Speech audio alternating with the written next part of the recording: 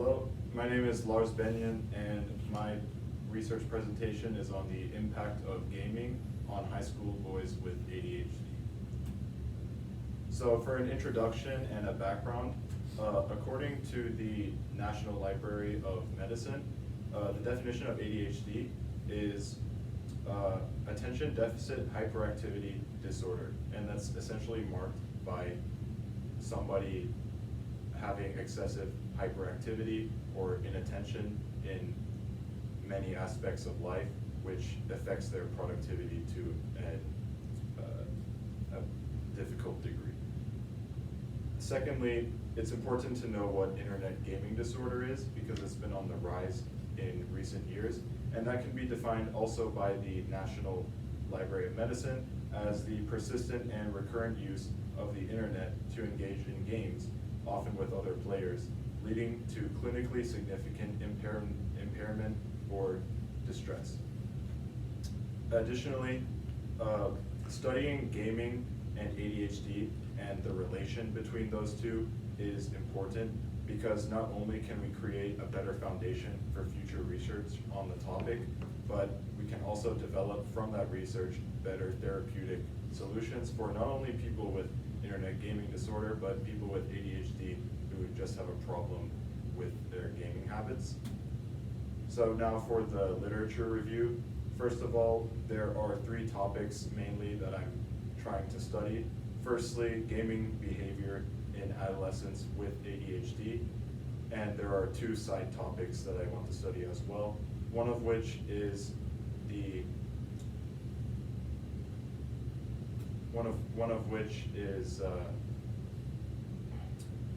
personal responsibility being affected by excessive gaming and the degree to which that happens to people with ADHD versus people without it. And the second one is social preferences that people may have while gaming, including antisocial preferences that may be harmful to them. So the first study I want to introduce is the study by Laura Amassi in 2021. The focus of this study was the time that was spent gaming in children with ADHD versus 2 different control groups. They used a clinical control group and a community control group. And what they found was that the ADHD group did in fact have a higher playtime than the other 2 groups, and the p-value was actually 0.002, which is very statistically significant, since the p-value for something to be considered statistically significant is usually 0.05. So the other thing that they mentioned in the study was the correlation that ADHD and gaming can have with behavioral problems such as hyperactivity, inattention, emotional issues, and antisocial behavior, and so on. There are 2 supporting studies that I will mention, one by Tanya Poulain in 2018. The focus of this study was the long-term effects of childhood gaming. So when somebody is a gamer while they are a kid and then they grow up to have certain issues. This study found a correlation between early gaming and later behavioral issues as well, which is supporting the study that I first mentioned. The children in this study were from ages 2 to 6, which obviously is a very young age. So I'll mention another study by Amnon Jacob Suissa in 2014, where the children were aged 10 to 12, and they also found social difficulties as a risk factor for people who have ADHD and play video games while they're young. Another thing that they found were social challenges linked to heavier gaming habits. So if somebody plays video games more while they're a child, they're more likely to have social difficulties when they grow up. Now on to my methodology. My methodology is similar to the studies I mentioned in the literature review because I'm using a questionnaire. The sample size of my research turned out to be 100 high school students aged 14 to 18. And this is a convenience sample, so there wasn't a fixed amount of people that I was trying to target. I was willing to take any survey. The type of survey was a multiple choice questionnaire. I decided against using the Likert scale because I thought that it would be more difficult to get general patterns and trends, because if you're using a Likert scale, you naturally have to put more multiple choice answer choices, and that leads to a higher margin of error. The method that I used for collecting the data was mainly distributing the surveys to the entire school multiple times to get responses. I also would talk to my friends and tell them to send out the survey to other people who they knew. And finally, the way that I analyzed my data was through SurveyMonkey, which is the same website that people would fill out the questionnaires on.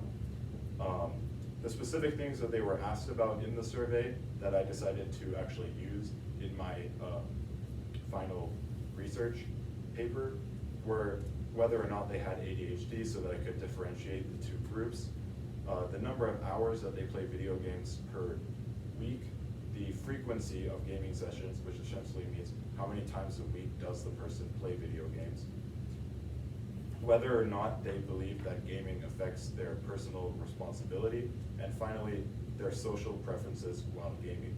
And specifically, whether they prefer to play locally with somebody in the same room as them, whether they prefer to play virtually with somebody, or whether they prefer to play completely alone. So my research question is, do high school boys with ADHD participate in gaming differently than non-ADHD high school boys? So now on to my results. The first question that was important was, how many hours is your average gaming session? As you can see, the main responses were from 1 to 3 hours long, with the outliers being 3+ and less than 1 hour. And it should be noted that over 75% of the students preferred a 1 to 3 hour gaming session overall. The next question was, how many times a week do you play video games on average? This one was a little bit more evenly distributed, with 3 to over 5 hours and 1 to 2 having essentially the same amount. So the highest percentage of students played 3 to 5 times a week, followed by 1 to 2 times a week. The next question was, do you prefer to play video games alone or with others? Keep in mind that these two questions are about my side topics that I wanted to research, but they aren't the main thing, which is the gaming behavior. So it turned out that 59% preferred to play video games with others virtually, most likely due to the fact that when you're playing locally, you actually need somebody to be there with you in the room. A lot of people may not have siblings, or they may not have friends with cars who can, drive to their house or wherever they're playing video games. So that does make sense. And the final question was, do you think gaming impacts your personal responsibilities? There was a no, somewhat, and yes option. And a majority of students, with 64% of them, agree that their personal responsibilities are at least somewhat affected by gaming. So either they answered somewhat or they answered yes to that. Now on to the analysis. In the analysis, I split the two groups, the ADHD and the non-ADHD group, and I differentiated their responses and compared those percentages to analyze it. So some of the significant findings for the first question about how frequently they play video games. Students with ADHD were 5% more likely to play 3 times or more per week. And the students without ADHD were 8.8% less likely to play more than twice per week. So there is a pretty clear separation, at least somewhat, between those two groups. And a very interesting data point was that more students with ADHD said that they only play rarely compared to those without ADHD, which I think is a finding that should be researched more in the future, in future research. So you can see that there's a pretty steady but small decrease within the non-ADHD group. But in the ADHD group, it tops out at 3.5, and then it quickly goes down when it gets to 5+ times per week. Okay, now on to the amount of hours that people spend per session playing video games. I found that the ADHD group were 5.6% more likely to play more than 2 hours per session, and they were 6.2% more likely to play more than 3 hours per session than the non-ADHD counterparts. The non-ADHD group, however, were almost 7% more likely to play for less than an hour. And it's important to note here, you can actually see it, that nobody with ADHD answered that they played for less than an hour, which I think is also something that's worth studying in the future, in future research. Finally, my analysis on the social preferences and personal responsibility questions. So some significant findings, first of all, were that the ADHD students were found to be 13.4% more likely to play video games, to prefer to play video games alone. This is drawing back to the research that I talked about in my literature review, mentioning that when people with ADHD and just people in general play video games when they're young, they are more likely to develop antisocial behaviors, and there could be a connection here. However, it's important to note that I'm only researching this behavior within the context of video games, and I'm not asking them about their general life situation. Secondly, the ADHD group was 4.2% more likely to have their personal responsibilities impacted by their gaming habits. I'd like to specify that I'm only measuring the amount of ADHD students who answered yes, and the amount who answered somewhat was nearly the same. There was only a 3% difference between that, so I didn't consider it statistically significant. Finally, the non-ADHD group were 10.7% more likely to play with others virtually, which is the way that people would usually play video games with each other in 2024. Some limitations of my research. First of all, this research is relying on self-reported data, which obviously allows for bias because you're allowing the subject themselves to fill out information about themselves, and you're not getting it from an external source. Secondly, there is a rather small sample size for this research, which is why I decided against using the Likert scale, one of the reasons. It also makes it more challenging to identify precise measurements between different groups of students, and it increases the margin of error as well for the research. So I believe that future studies should do similar research, but they should work to eliminate these by including more people, more participants in their research, and using a more reliable data collection method, which collects data from the outside rather than allowing the person to fill out that data themselves. On to the discussion section, I found that my findings were aligning with the Massey and Abadi study of 2021, which found that there was more playtime among those with ADHD. There was an increased lack of self-control among ADHD gamers. It's important to mention that the interference with personal responsibility is not the exact same thing as the lack of self-control, and so this is not a significant data point. Sorry.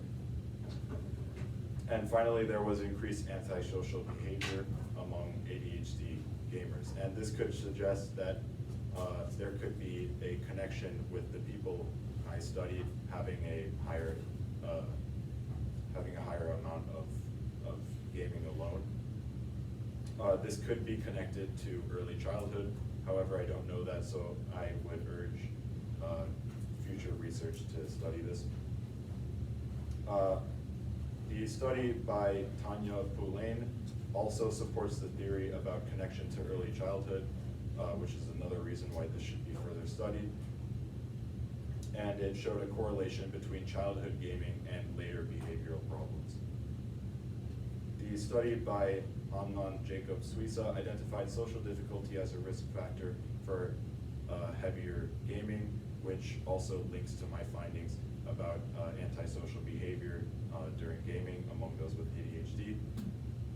So in conclusion, on average, high school boys aged 14 to 18 with ADHD play video games for longer periods of time on average, experience lowered personal responsibility due to their gaming habits, and finally play in a more antisocial environment compared to their non-ADHD counterparts. Thank you. Terrific, Lars. I've got a few questions for you, and then we'll wrap it up. So for the first one, how did your initial exploration of the literature help you to refine your research question? Tell us a little bit about that. So when I was initially exploring my research, I encountered two different types of data, one of which was mainly about internet gaming disorder, the addiction to gaming, and then another one about more the inclination toward gaming. And I decided to move more toward the inclination part of my research. It took me a while to point out that difference, but when I did, I decided to move more in that direction. Terrific. And then as a follow-up to that, you talked a little bit about this, but how do your conclusions provide direction for future research? Sorry, can you repeat the question? How do your conclusions provide directions for future research? So first of all, the gap that was in my research was that I was studying people from ages 14 to 18, which is not a specific group of people that has been studied in this context before. So there is that. And also the antisocial behavior part of gaming has not been studied extensively in relation to people with ADHD. So while it has been studied with young children playing video games growing up to become antisocial, they never ask the question, do those children have ADHD and how is it different for the ADHD children? Okay, perfect. And then the final question is, what's the most important research skill that you think you acquired as a result of going through the whole process? And what other things in your future do you think you can apply that skill to? I believe that the most important skill that I gained from this was data analysis, certainly. Learning how to take a survey, which I already knew how to do, to make a survey and give it out, but then rigorously analyze the data by separating people into different groups and measuring percentages and ensuring that my data is reliable was definitely a skill that I gained, and it wasn't easy because many questions turned out to be really confusing and didn't have a clear answer to them as I expected them to. And I can expect to use this in the future if I'm going into most fields, such as any field where they use